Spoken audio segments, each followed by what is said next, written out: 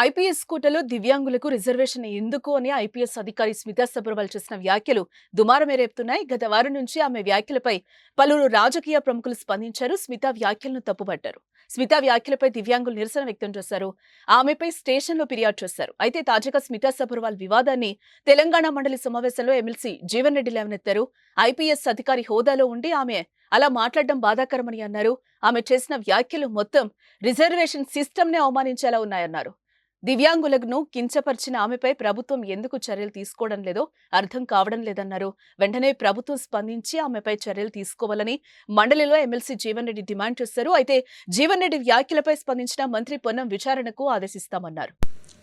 రాష్ట్రంలో ఒక ఉన్నత ఐఏఎస్ అధికారిని ఏదైతున్నదో అంటే వాస్తవంగా చట్టం పట్ల అవగాహన లేనటువంటి వాళ్ళు ఏదైనా మాట్లాడిందంటే ఇట్స్ సంథింగ్ డిఫరెంట్.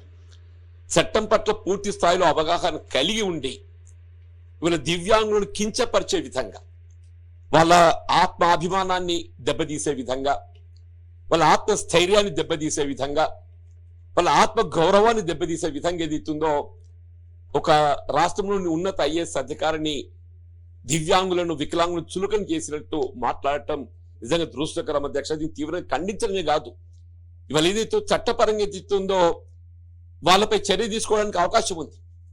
మరి రాష్ట్ర ప్రభుత్వం ఎందుకు ఉపేక్షిస్తుందో తెలియడం లేదు అధ్యక్ష అని చెప్పి అంటున్నా.